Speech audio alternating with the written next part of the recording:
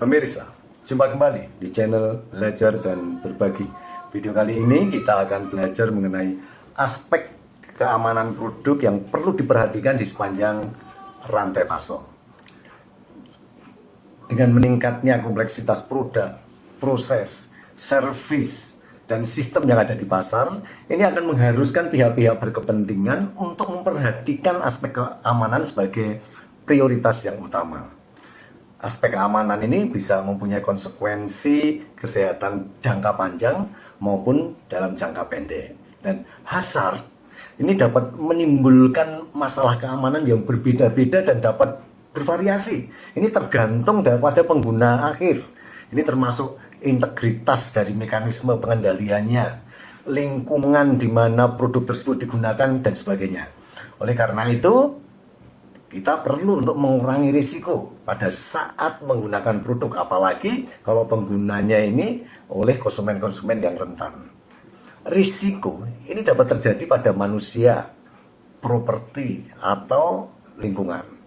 Risiko ini bisa dapat berasal dari proses desainnya, dari proses produksinya, distribusinya, penggunaannya, pemeliharaannya, destruksinya, pembuangan produknya, dan sebagainya. Nah, istilah aman ini sering dipahami oleh masyarakat umum ini sebagai keadaan terlindung dari segala macam hazard atau segala macam bahaya. Tentu saja ini tidak tepat, karena yang dimaksud aman ini merupakan keadaan terlindung dari hazard yang diketahui dan yang mempunyai kemungkinan dapat menyebabkan harm atau kerugian.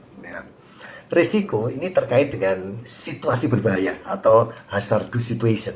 Nah, unsur-unsur yang menyebabkan risiko ini ada dua, yaitu tingkat keparahan dari harm, akibat dari paparan hazard. Yang kedua adalah kemungkinan terjadinya harm tersebut. Nah, kemungkinan terjadinya harm tersebut ini merupakan fungsi dari kemungkinan paparan terhadap hazard. Kemudian kemungkinan terjadinya peristiwa berbahaya atau hazardous event. Yang ketiga, kemungkinan untuk menghindari atau mencegah atau membatasi harm tersebut. Nah, kemudian jadi aspek keamanan apa saja nih yang perlu diperhatikan dari suatu produk di sepanjang rantai pasoknya. Mau tahu penjelasannya? Ikuti terus video yang satu ini.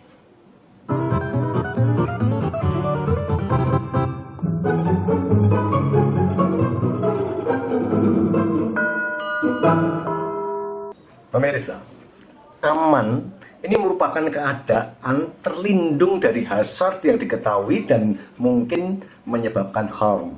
Ya. Keamanan ini merupakan keadaan bebas dari risiko yang tidak dapat ditoleransi. Oleh karena itu, setiap hazard harus dikurangi sehingga mencapai tingkat risiko yang dapat ditoleransi. Nah, untuk menjelaskan aspek-aspek keamanan apa saja nih yang harus diperhatikan sehingga setiap hazard dapat dikurangi supaya tingkat risikonya dapat ditoleransi, tentu saja saya menggunakan berbagai referensi. Nah, salah satunya adalah referensinya adalah ini, yaitu mengenai ISO IEC Guide 51 versi 2014 atau tahun 2014 mengenai Safety Aspects Guidelines for their Inclusion in Standards.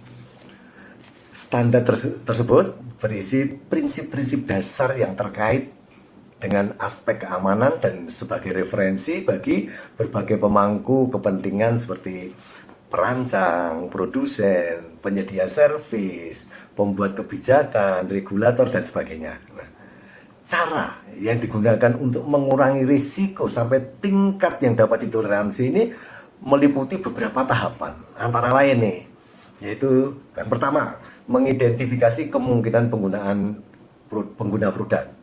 Jadi pertama adalah mengidentifikasi kemungkinan siapa pengguna produknya.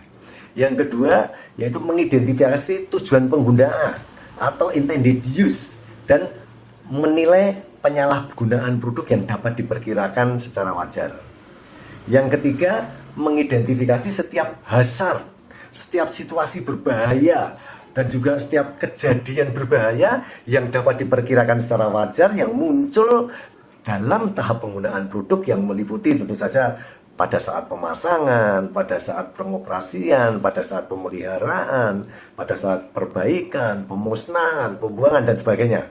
Yang keempat, mengevaluasi risiko terhadap kelompok pengguna yang terkena dampak dari hazard yang teridentifikasi. Dan yang kelima, jika risiko itu tidak dapat ditoleransi, maka harus dilakukan lagi untuk mengurangi risiko tersebut sampai risiko tersebut dapat ditoleransi. Ya, itu tadi merupakan tahapan untuk mengurangi risiko sampai tingkat yang dapat ditoleransi. Jadi merupakan suatu siklus yang terus-menerus. Apa saja nih ketentuan risiko yang dapat ditoleransi? Risiko yang dapat ditoleransi dapat ditentukan dengan yang pertama, dari nilai-nilai masyarakat saat ini. Yang kedua, yaitu dengan mencari keseimbangan optimal antara keamanan mutlak yang ideal dan apa yang dapat dicapai. Kemudian yang ketiga, bisa jadi dari persyaratan atau tuntutan yang harus dipenuhi oleh suatu produk. Yang keempat, faktor-faktor lain. Ini seperti misalnya kesesuaian dengan tujuan dan efektivitas biaya. Bagaimana nih metode mengurangi risiko? Ada 3 metode untuk mengurangi risiko dengan urutan prioritas sebagai berikut. Yang pertama, yaitu mengurangi risiko pada tahap desain. Sehingga desain pada dasarnya sudah aman. Jadi aman secara inherent. Pengendalian tahap desain ini merupakan cara yang paling efektif dan merupakan langkah penting dalam proses pengurangan risiko. Yang kedua, mengurangi risiko dengan menambahkan pelindung atau alat protektif.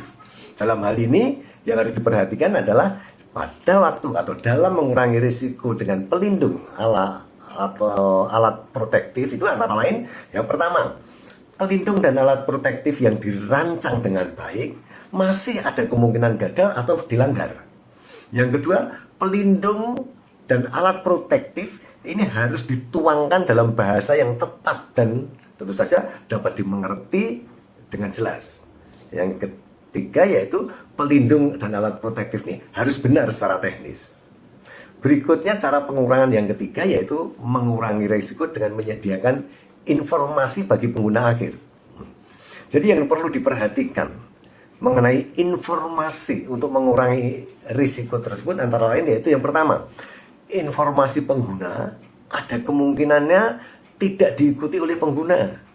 Yang kedua, informasi ini harus merinci semua informasi yang diperlukan untuk apa saja nih, untuk tujuan penggunaan bagi orang-orang yang terlibat di dalam produk tersebut. Misalnya saja pembelinya, pemasangnya atau installernya, teknisi pengujinya, pengguna akhirnya, orang yang melakukan servis dan sebagainya. Yang ketiga, informasi yang terkait dengan keamanan ini harus jelas. Apa yang perlu ditampilkan pada produk atau pada kemasan, apa yang harus terlihat dengan jelas di tempat penjualan dan harus disediakan dalam buku petunjuk. Misalnya nih mengenai pemasangannya, penggunaannya, pemeliharaannya, pembuangannya, perlu tidaknya pelatihan atau perlunya penggunaan alat pelindung diri dan sebagainya.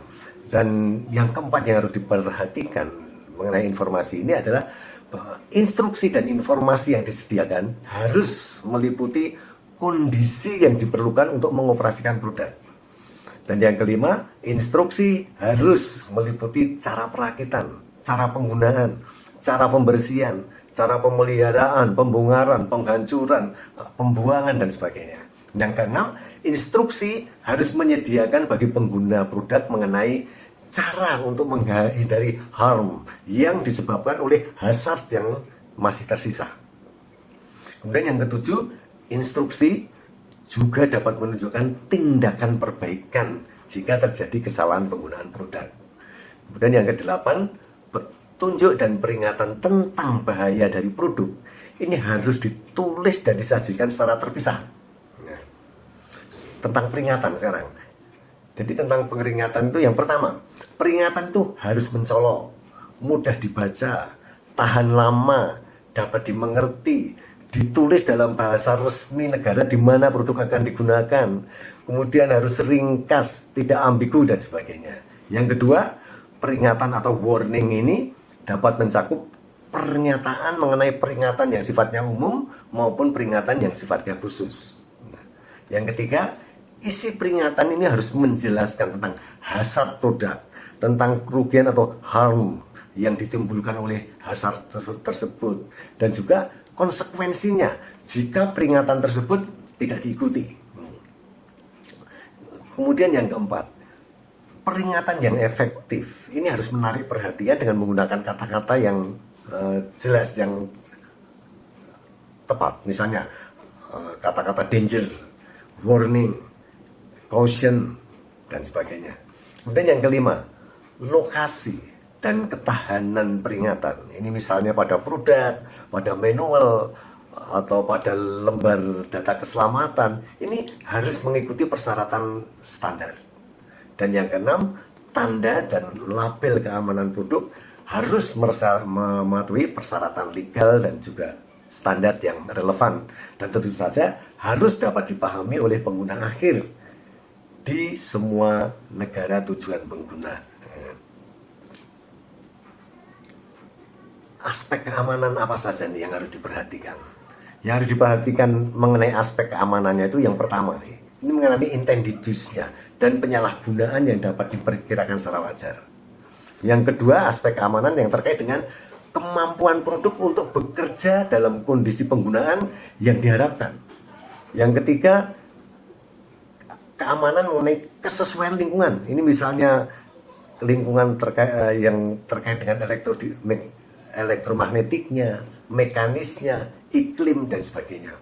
Yang keempat, mengenai faktor ergonomis. Yang kelima, mengenai persyaratan legal. Kemudian yang keenam, mengenai standar-standar relevan yang tersedia. Kemudian yang ketujuh, mengenai ketersediaan dan kehandalan dari langkah-langkah pengurangan risiko.